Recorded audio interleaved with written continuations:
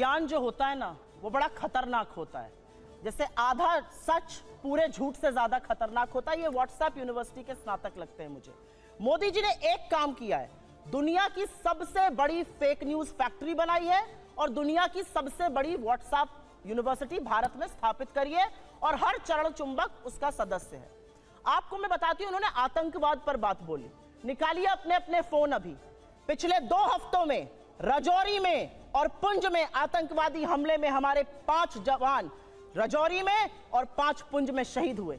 इस देश के प्रधानमंत्री के पास एक क्रिकेटर की उंगली टूट जाने पर ट्वीट करने का वक्त है, लेकिन एक वक्तव्य इस देश के गृह मंत्री का, इस देश के प्रधानमंत्री का हमारे 10 जाबाजों की शहादत पर नहीं आता। आपको क्या लगता है, आप आतंकवाद को? नमस्कार दोस्तों, कैसे आप? आशा करता हूं आप सभी लोग अच्छे होंगे। आज की डिबेट बहुत ही जबरदस्त होने वाली है। कांग्रेस प्रवक्ता अनुप्रिया जी ने बीजेपी नेताओं पर आरोप लगाते हुए डिबेट में क्या बोला, पलटवार करते हुए सुधांशु त्रिवेदी ने अनुप्रिया जी को किस तरीके जवाब दिया, आगे देखने के लिए बने रहे हमारे साथ में। लास्ट तक डिबेट बहुत ही जबरदस्त होने वाली है।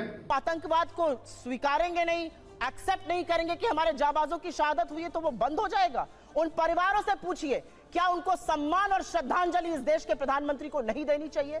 आप मौन क्यों हैं? 10 जाबाजों की शहादत हुई है पिछले 2 हफ्तों में। 20 जाबाजों की शहादत हुई चीन में, वहां पे गलबैया कर रहे हैं, झूला झूल रहे हैं चीन के साथ, साबरमती में बैठ के शहनाई सुन रहे हैं। ये बात करेंगे चीन पर? 18 बार प्रधानमंत्री चीन में गए, भगवान जाने क्या चीन से रिश्ता है तो चीन का नाम लेने में कतराते हैं। क्यों डरते हैं हमारे प्रधानमंत्री चीन का नाम लेने में? यह सवाल मैं पूछती हूं, यह सवाल देश पूछता है। 20 जाबाजों की शहादत हुई है। इन्होंने कुछ बातें बोली और उन बातों को बोलने से पहले मैं एक महिला हूं, आधी आबादी की बात कर लेते हैं। यहां से मुश्किल से 10 या 15 किलोमीटर दूर पर इस देश की सबसे डेकोरेटेड, सबसे सम्मानित वो लड़कियां जिन्होंने बड़े बड़ों को पटखनी देके हम सबके सीने गर्व से चौड़े किए हैं, 1 महीने से बैठी हैं और यौन शोषण का आरोप आपके सांसद पर लगा रही हैं। आपके मुंह से एक शब्द नहीं फूटता है, एक शब्द नहीं निकलता है मोदी जी के मुंह से, एक शब्द नहीं निकलता है अमित शाह के मुंह से। क्या ऐसी आपकी फंसी है ब्रिजभूषण शरण सिंह से कि आप नहीं बोलते हैं? ये सवाल मैं एक महिला होने के नाते पूछती हूँ, मैं एक महिला होने के नाते पूछती हूँ। बिल्किस बानो के अपराधियों को किसने रिहा किया? क्योंकि वो मुसलमान थी तो आप बोलेंगे नहीं? अंकिता ठाकुर का जिसने कत्ल किया, जिसने उसको जिस्म फरोशी में ढकेला, वो आपके विधायक का बेटा था। आप क्यों चुप है? आपने वहां पर इमारत ही गिरा दी कि सबूत ही ना मिले। आपका विधायक दोषी पाया गया है हत्या और सामूहिक बलात्कार का, कुलदीप सिंह सेंगर। ये बात करेंगे महिला सुरक्षा पर। ये चूड़ियां भेजते थे प्रधानमंत्री को, आज इनके मुंह से एक शब्द नहीं फूटता।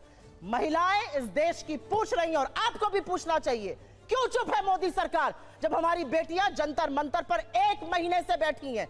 उन लड़कियों के आंसू देखकर, और आज की खबर फिर से मैं कोट कर रही हूं, एक समर कैंप होता था साक्षी मलिक बनने के लिए, तमाम लड़कियां वहां पर आवेदन देती थी।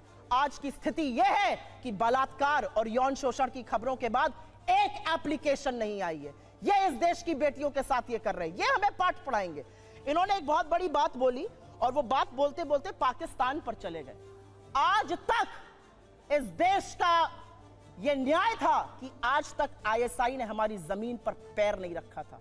आईएसआई को पठानकोट बुलाकर आप निरीक्षण कराते हैं, लाहौर आप चले जाते हैं लपके हुए, भगवान जाने सेवई खाने या बिरयानी खाने, और सवाल हमसे आप पूछिएगा।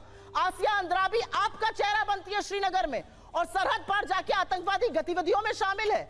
आप एक दुर्दांत आतंकवादी को, यूसुफ को वहां पर टिकट देते हैं क्योंकि आपको अपनी सत्ता करनी है। ये कैसे लोग हैं? ये किस तरह के लोग हैं? ये जाबाजों की शहादत पर चुप रहेंगे, मणिपुर जलेगा ये चुप रहेंगे, ये प्रचार करते रहेंगे। इनको ये याद है कि इनको क्या क्या कहा गया। कर्नाटक जाकर क्या कहते थे साहब? मुझे फलाने ने ये कहा। कर्नाटक ने क्या कहा? कर्नाटक की जनता ने कहा मुद्दे है बेरोजगारी, मुद्दे है महंगाई और मुद्दा है भ्रष्टाचार। अगर उस पर बात होगी तो हम बात करेंगे, नहीं तो विपक्ष में बिठाने का आपको काम करेंगे। साहब हिमाचल गए थे, हार गए, कर्नाटक गए, हार गए, और ये विश्वगुरु बने फिरते हैं। इनकी बातें सुन लीजिए तो भारत शायद 1947 में ही आजाद हुआ हो, के बाद अब 2014 में आजाद हो गया हो। मेरा अपना मानना है कि कुछ बातें जब समझ में नहीं आती हैं उसको नहीं बार बार बोलना चाहिए। मैंने आपको एक बार पहले भी शो पे समझाया है।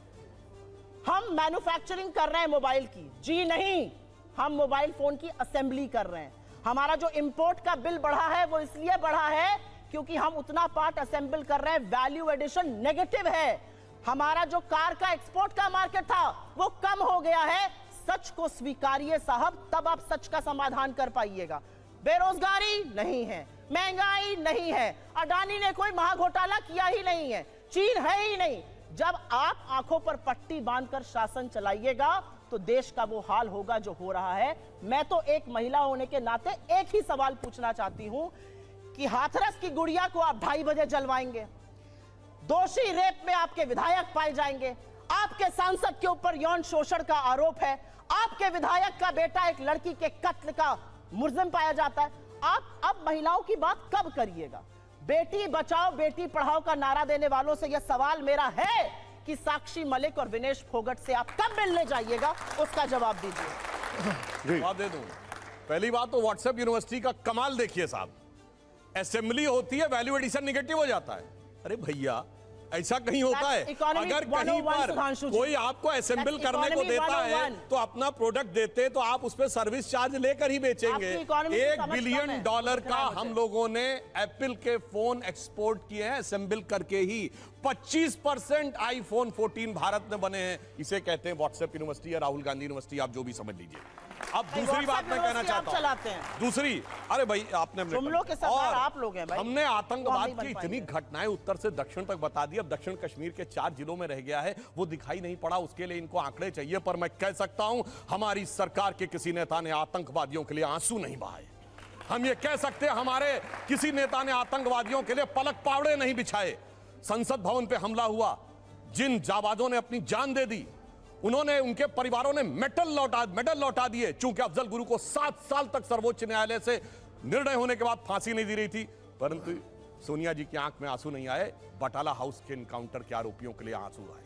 हमने किसी जाकिर नायक को शांति का मसीहा कहने वाले, इशरत जहां को बेटी कहने वाले, अफजल को हालात का मारा कहने वाले, हाफिज को साहब कहने वाले, ओसामा को जी कहने वाले, बुरहान वानी को भटका नौजवान कहने वाले आतंकवाद पे भाषण दे रहे हैं।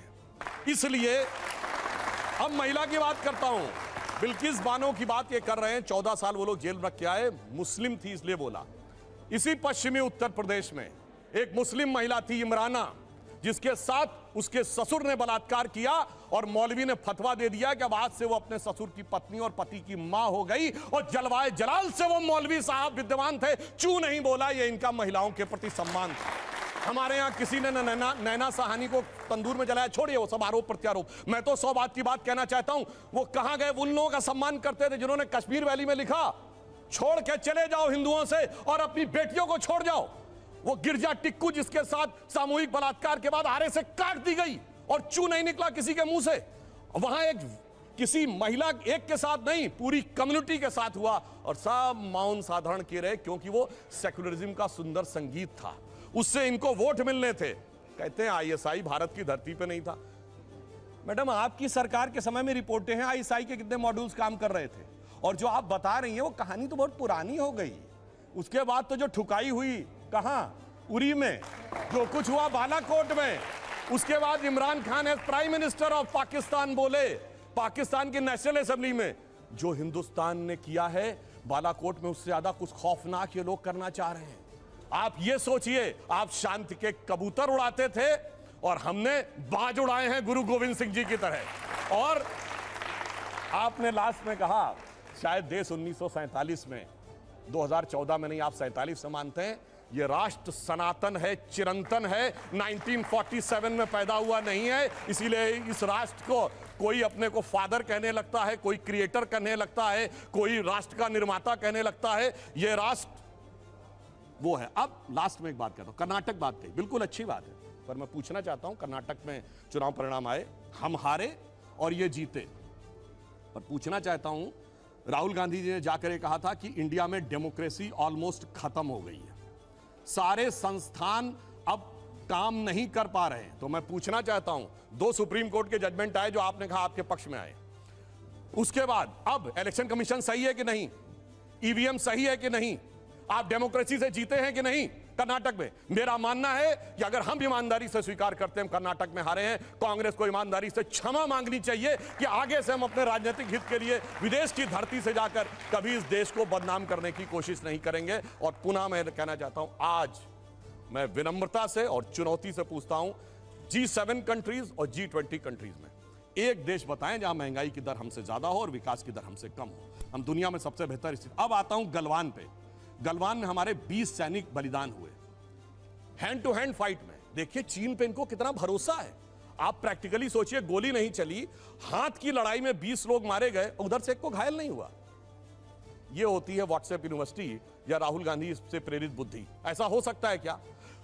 इंटरनेशनल मीडिया ने बताया कि 60 के करीब उनके सैनिक मारे गए। उसने एक घायल की भी सूची नहीं जारी की, पर चाइना के डाटा पे भरोसा है और भारत की सेना पे भरोसा नहीं है। और अगर मैं पूछूं, जो हमारे जवान वहां बलिदान हुए थे वो किस रेजिमेंट के थे पता है आपको? बिहार रेजिमेंट। बिहार रेजिमेंट का युद्ध उद्घोष जानते क्या है? बहुत घनघोर सांप्रदायिक लगेगा आपको। बिहार रेजिमेंट का युद्ध उद्घोष है बजरंग बली की जय, मगर वो इनको लगता है सांप्रदायिक। राजपूत रेजिमेंट का युद्ध उद्घोष है राजा रामचंद्र की जय। सुनिए, और जो हमारी गोरखा रेजिमेंट का युद्ध उद्घोष है जय जय महाकाली आयोरी गोरखाली। मगर अफसोस है कि भारत की ऊर्जा ओजस्विता के सारे प्रतीकों को सांप्रदायिक कह कह के आपने उनको भोथरा करने का प्रयास किया। और कर्नाटक में आज क्या हुआ? इनके राष्ट्रीय अध्यक्ष के बेटे आज ही बोले कहे हम सांप्रदायिक संगठनों को नहीं वो करेंगे और आरएसएस को भी हम बख्शेंगे नहीं। अरे भाई, बड़े मियां तो बड़े मियां, छोटे मियां सुभान अल्लाह। और मैं इनसे विनम्रता से पूछता हूं, अब आप अपना वादा निभाइए। आपने कहा था हम 6% मुस्लिमों का आरक्षण देंगे, मुस्लिम आरक्षण देके दिखाइए। सुधांशु जी एक बात दूसरा मैं पूछ रहा हूं, एक सेकंड। प्रतिबंध लगा के राइट टू रिस्पॉन्ड। हाँ बिल्कुल आप करिए। मैं एक आप ही के एक सवाल को उन्होंने जवाब नहीं दिया, मैं ले लूं 1 मिनट फिर आपके पास आ रहा हूं। उन्होंने पहलवानों का जिक्र किया और उसको उन्होंने महिलाओं से जोड़ा। बजाओ ताली, पहलवान बैठे 1 महीने से, बजाओ ताली। ये यहाँ देश पर की बेटियां न्याय मांग रही हैं, बजाइए ताली। सुप्रिया जी बजाइए। नहीं, मैं तो जनता से पूछना चाहती हूँ, देश मेरा की सवाल बेटियां ये न्याय है, मांग रही हैं, क्या तो निर्लज्ज ताली बजा रहे और बजाओ ताली, क्योंकि उसमें से कोई सवाल तुम्हारी ये है, बेटी और बहन जनता पे निकल काहे हो हो रही सकती है। भाई? अरे बोलना चाहिए। सुधांशु जी एक उस महिला पर होकर तो बोलूंगी ना। उसके लिहाज आप तो से कट गए कुछ क्वेश्चन से। आपकी सरकार आपने क्या बताया कर राम जी रही जगत बनाई है? ये नहीं। सरकार के सामने एक चुनौती है।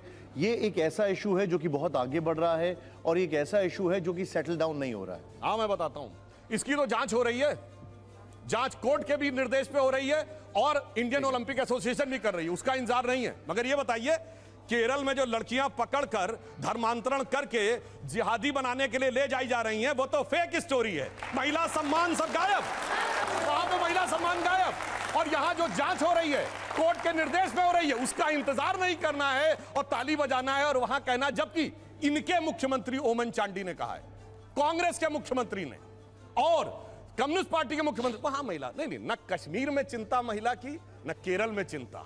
और जहां पर जांच हो रही है, जांच रिपोर्ट आने का इंतजार नहीं, सारी चिंता वहीं पे दिखाई पड़ती है। इसीलिए कहते हैं अंदर से कुछ और, बाहर से कुछ और नजर आते हैं।